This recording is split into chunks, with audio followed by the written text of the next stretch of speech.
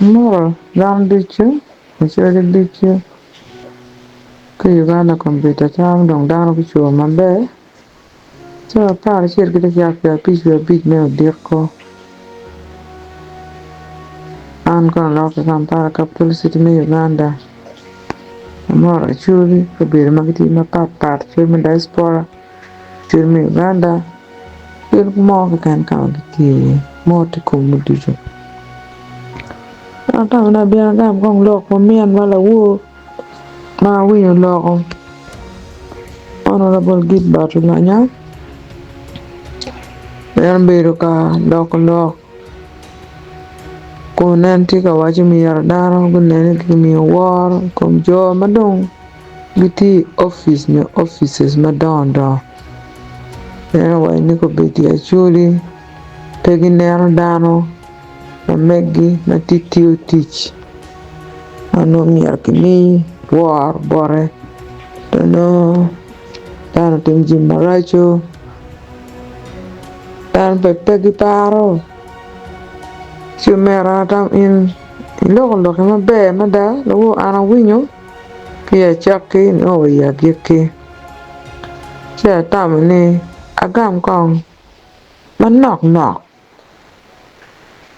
lok ma in lo mera ki woro lo ma be en lo ma be ni an be da mero wo chi ni lo chi doge odong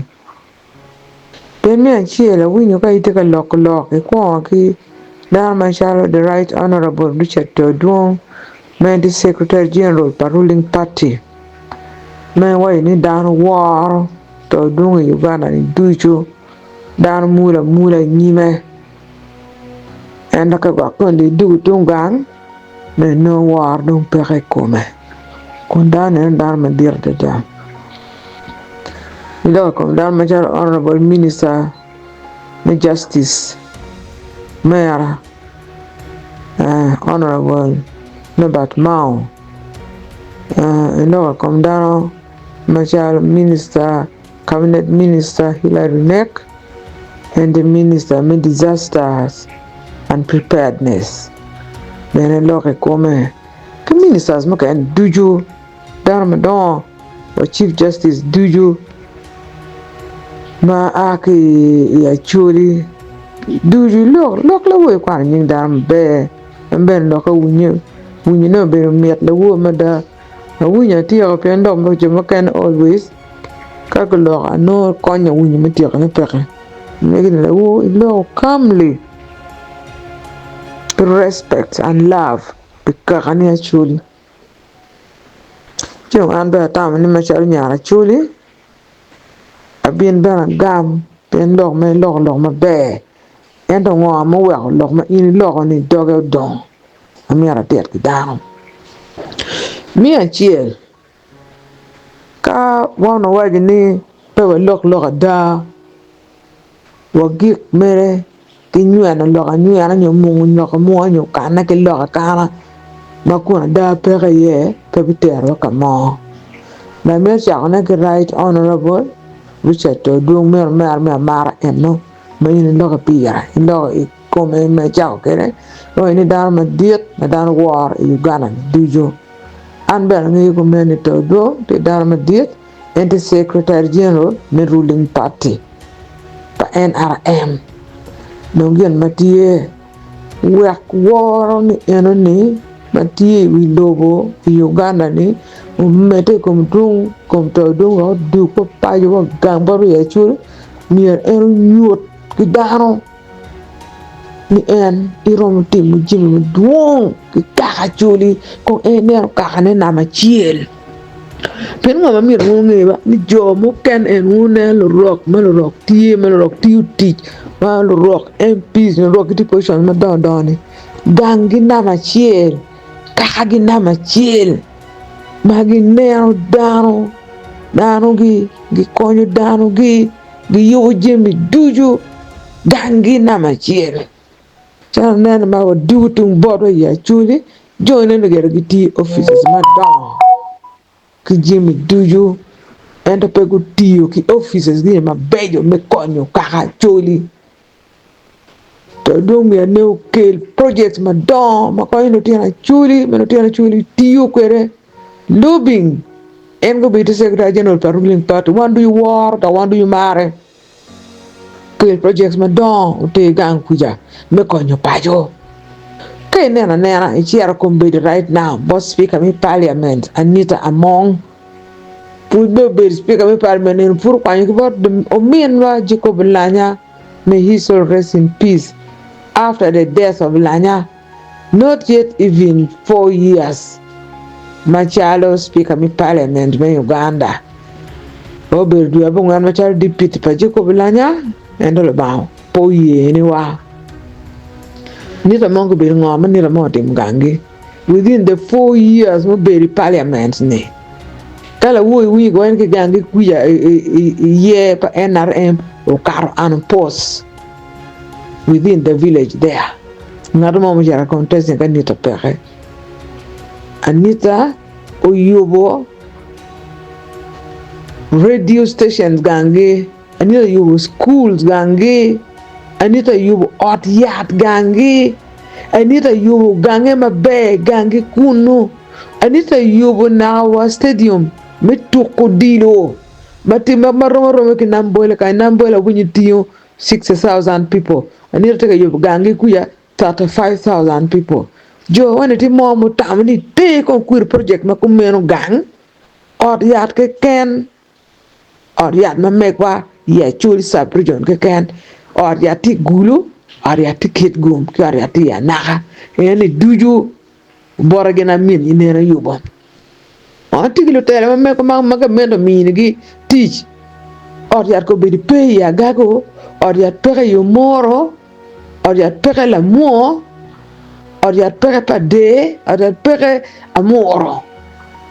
a join go or yat mo ke kana ko mier go yub go kel or yat enuni project mo ko ke kel chat or yat chel ke ken ma dit ma be or yat ma dit pagamente ke kel ya chuli sa bridge school oro kinen school mo ma be school ko be most of the schools are private schools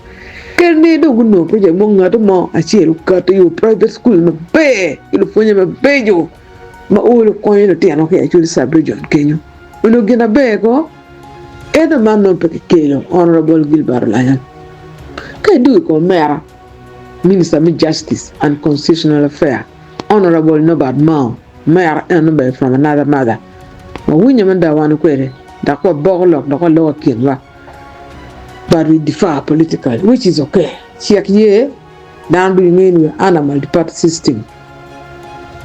Ome ano mi ko be nene dia ipa chuli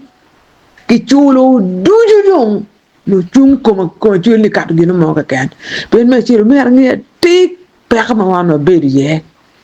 Reparations the mere ki timo dong right now. Mamir ki mi ki darum dok ki kam ki singi ni ngwet we ko be chan dit lo ba chura da chan dir da lo ba chul pe ko ni enuni o me amno lo ba do ko ni o do cherno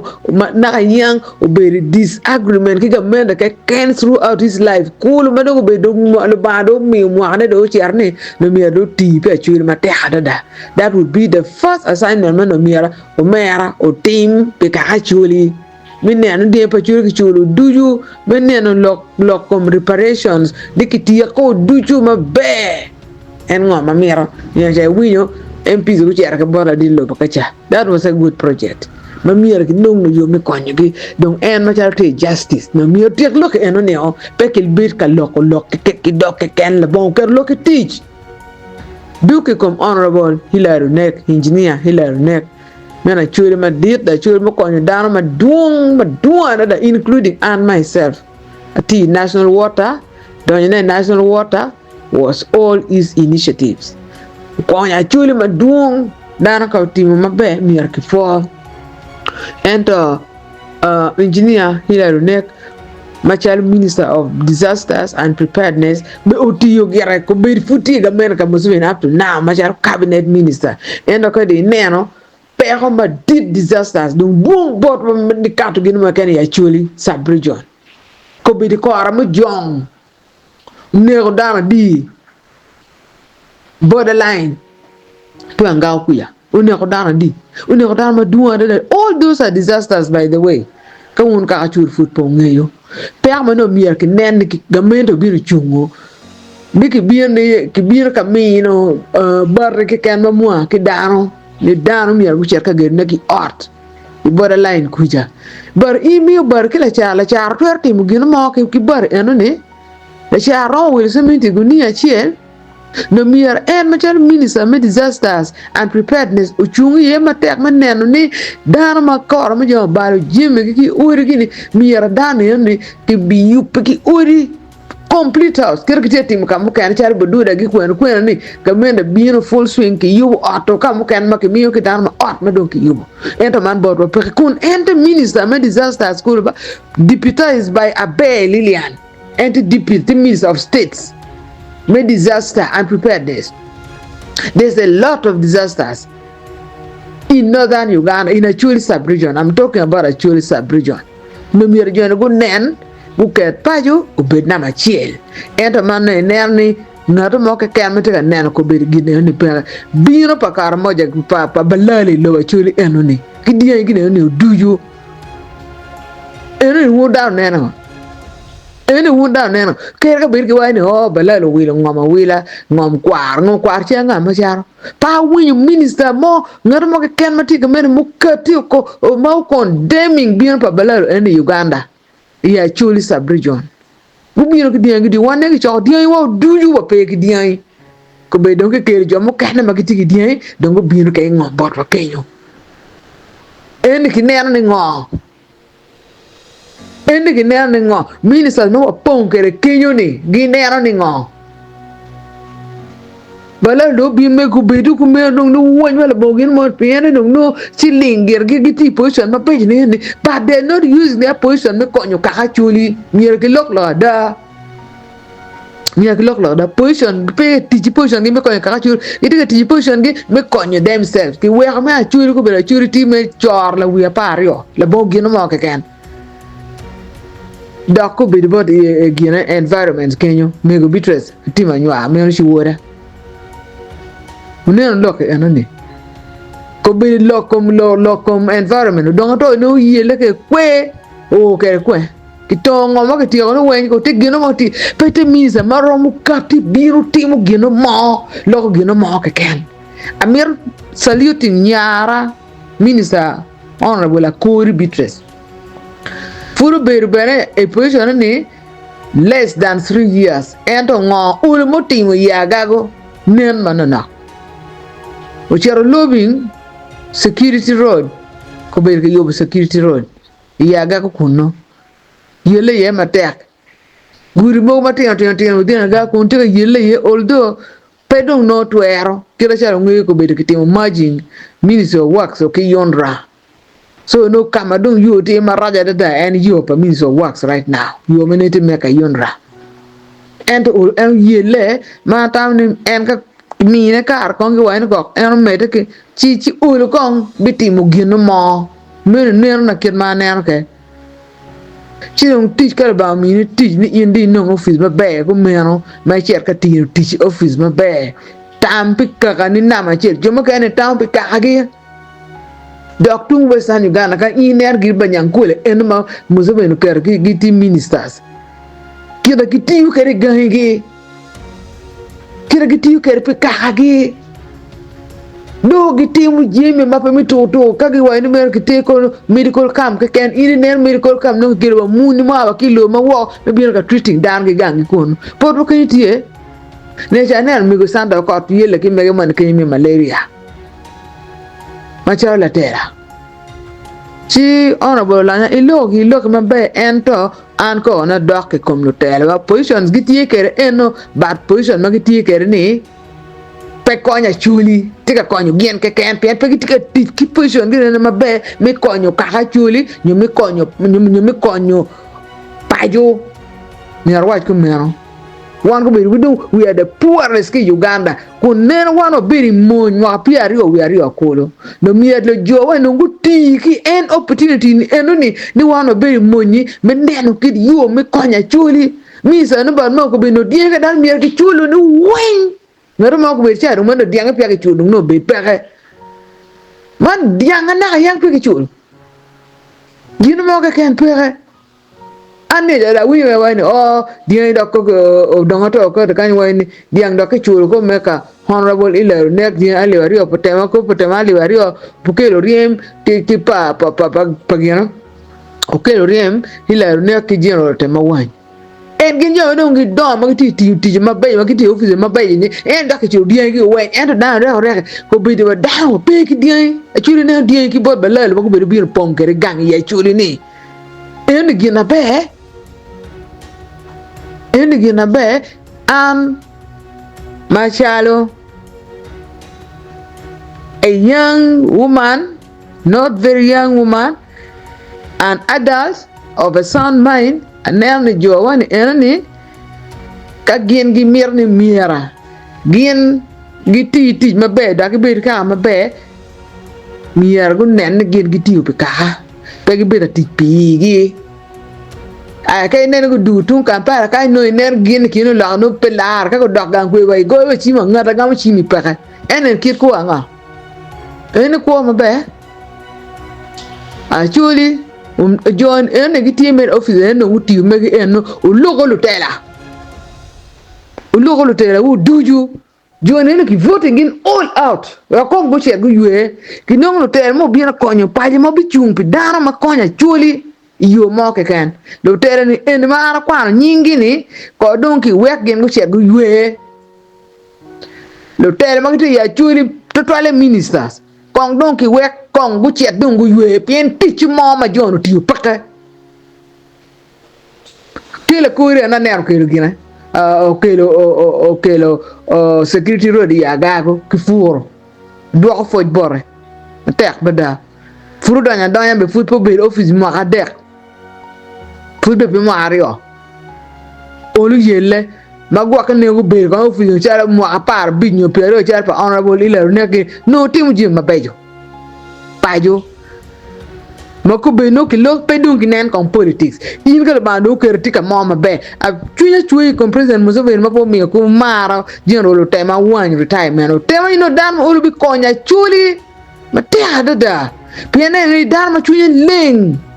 na no bi chumo bi konya chuli mabe no matia dada endo no pay me your retirement chan mada chiriti geno general tamino kuna anno to you position no barabi o bore no barabi campaigning pier da why ke position mate gulni bol no ku yi general tema endo pay me jomo ken do you miss jomo kitam pi gi ken perform li gi ken pay kitam pi ngado mo ke ken o chimpe gi gamo which is bad o coping con tela ki bot jomo ken ne jomo ken magiti office madam kit magi go ke gang onen minister a cheng ni ja ke liar ken o mio ambulance a di ki liara ki law sa region ambulance a di moto ti gange ko ena bot ka yo gino mo pe na team with a very big office no gi mo pe so anata na ben lo ke man na ko man gam lo ko mera honorable Gilbert la mala wo lo amor dan duju ana ber mi Winnie Okidi and get la national unity platform nope but na America lone nope ma pege yini wa worry ena re go be timo timo elections gi all those kind of things enter panu pege ye eta chudu biru ngini nope tie ubolu ku ki chagulanyi ki yaga ku ya ku me Winnie Okidi te bi kirgu ubolu ku ki jago ubolu ku ki lo nope yiro tele ma bejo wulu ke si le bankan te ka bino igulu east warwa wi wochu candidates me go mati uneno kon yo mi ke lo candidates manien lo ko tela we ke nen ngomati moro du bor mi tugum